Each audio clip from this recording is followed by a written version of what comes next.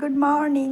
কেমন আছো সবাই? আশা করছি সবাই ভালো আছো, আর আমি খুব ভালো আছি। সকাল সকাল উঠে রেডি হয়ে গেছিলাম নবদ্বীপ যাব বলে। তো দেখো পেছনে আমার মা রেডি হয়ে গেছিলো, আর আমিও খুব সুন্দর রেডি হয়ে গেছিলাম। স্নান করবো তো তার জন্য বেশি রেডি হতে পারিনি আর কি।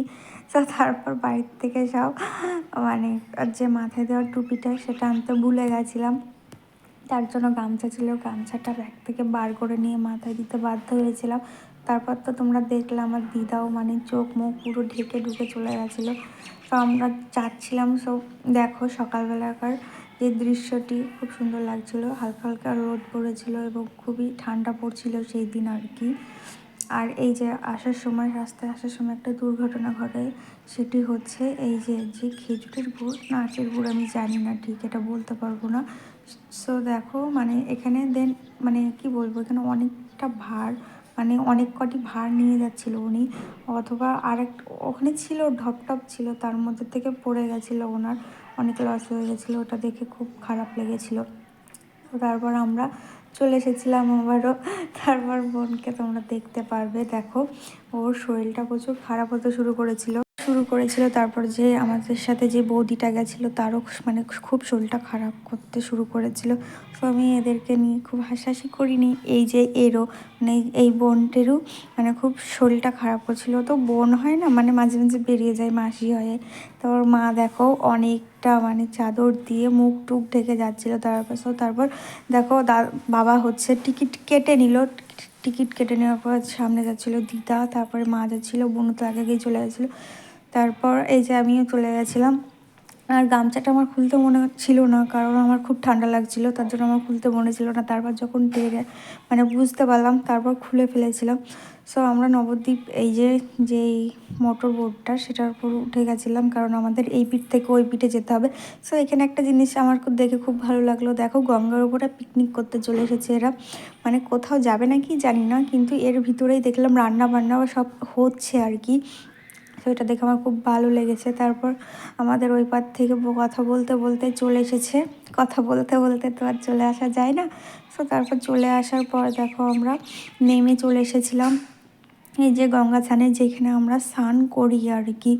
তো স্নান করার সময় দেখো এখানে একটা মন্দির আছে যে ভোলে বাবার, পাগলা বাবা, তাকে আগে একটু দর্শন করে নিয়েছিলাম। এই জায়গাটা আসলে আমি ভোলে বাবাকে দর্শন করে নিই, আমার খুব ভালো লাগে জিনিসটা।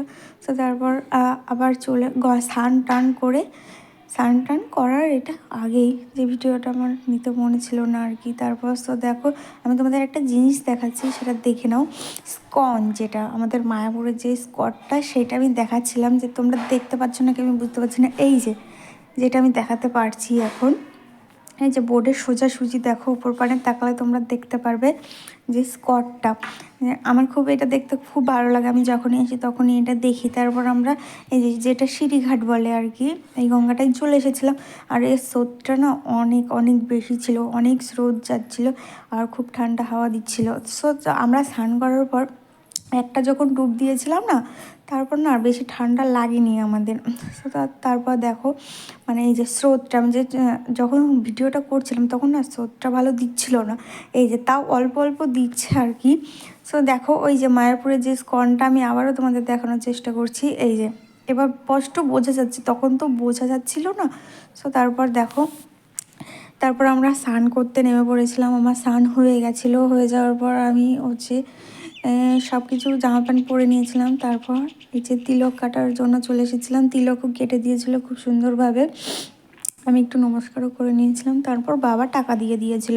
সো তারপর আমরা ওখান থেকে বেরিয়ে আসি, এবার বেরিয়ে চলে এসেছি। সো এখানটা দেখতে পেলাম যে ফুল গাছ। সো আমি আজ দেখো ফুল গাছ, এই যে গোলাপ যেই গাছটা, সেই গোলাপ গাছটা আমার খুব পছন্দ হয়েছিল, সেটা আমি নিয়েছিলাম। আর এখানে অনেক কম দামে পাওয়া যায়, যেখানে যেই মানে গোলাপ দামটা আমাদের এখানে 80 টাকা, ওখানে সেই গোলাপ দামটা 30 টাকা। তার মানে ভাবতে পারছো কত কম দাম আর কত লাভ করে তারা। সো আজ একটা দুঃখের বিষয় যে হচ্ছে আমার গোলাপ গাছটা হনুমানে খেয়ে নিয়েছে, খুব কষ্ট লাগছিল। সো কিছু করার নেই, আমি নিয়ে আনতে আনতে না 2 দিন হয়েছে আমার গোলাপ গাছটা খেয়ে নিয়েছে, কিছু করার নেই। তো দেখো আমি গোলাপ গাছটা নিয়ে চলে এসেছিলাম, অনেকটা দূরে চলে এসেছিলাম। সো তারপর এখান দিয়ে আমরা আবার পার হব। বাবা গেছিলো গঙ্গা জল আনতে ওই পিঠ থেকে। এই যে মা বৌদি সব গল্প করছিল, কি গল্প করছিল আমি জানি না, আমি ভিডিও করতে ব্যস্ত ছিলাম। সো তারপর আমি চলে এসেছিলাম।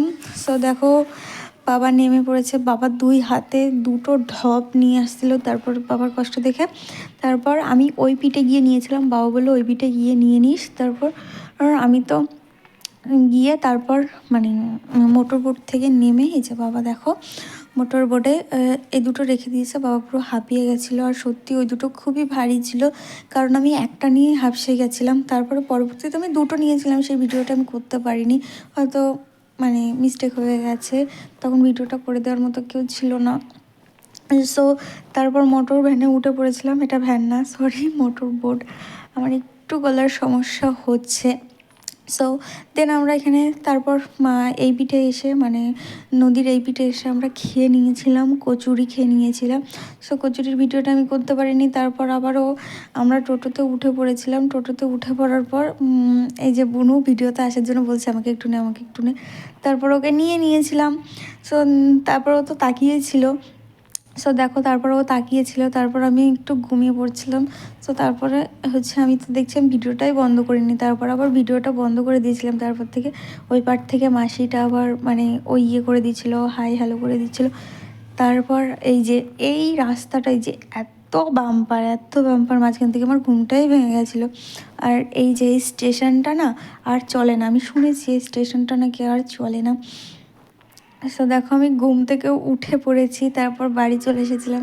ছাদে এসে দেখো বোনের কুকীর্তিটা দেখো একবার, এটা দেখতে দেখতে হেসে পুরো গড়াগড়ি খেয়ে নিয়েছিলাম। তারপরে নিচে এসে খেয়ে নিয়েছিলাম আলু চচ্চড়ি, বেগুন ভাজা আর ভাত, কারণ বেশি কিছু করতে পারিনি। তারপরে যে আমি এই যে যেই গোলাপ গাছটা আনতে নিয়ে এসেছিলাম, সেই গোলাপ গাছটা জন্য আমি সার মাটি আনতে গেছিলাম। ওই যে এই মাসিটা আমাদের বাড়ি গেছিলো, আমাদের বাড়িতে না সরি আমাদের সাথে গেছিলো, তাদের বাড়ি আমি আনতে গেছিলাম, তাদের বাড়িতে আনতে গেছিলাম। সো তারপর আমি তাদের বাড়ির থেকে এনে গোলাপ গাছটা পুঁতে দিই, তারপরে আমি ডান করে দিই যে হয়ে গেছে। সো তারপর আমি গোলাপ গাছটা নিয়ে ছাদে চলে আসি। তো আনার পর আমি জল দিয়ে দিচ্ছিলাম, কারণ যেহেতু বিকেল হয়ে গেছিলো তার জন্য জলটা দিয়ে দিয়েছিলাম। আমাকে বলেছিল বাড়ি গিয়ে সার মাটি দিয়ে জল দিয়ে দিও, তাহলে ভালো হবে আরও। তারপর যে আমার অ্যালোভেরা গাছগুলো ছিল সেইগুলোতেও আমি খুব সুন্দর করে জল দিয়ে দিচ্ছিলাম। আমি এগুলোতে এমনিতেও প্রত্যেক দিন বিকেলে জল দিই। সো তারপর আমি তো দিয়ে দিই, সেগুলো তো দেখাতে পারি না, তো আজকে দেখিয়ে দিলাম চলো। তারপরে দেখো এখানে একটা ফুল গাছ, যেটার নাম হচ্ছে দোপাটি গাছ, এর নাম আর কি আমি জানি না, আমি যেটা জানি আমি সেটাই তোমাদের সাথে শেয়ার করলাম। সো দেখো এই গাছ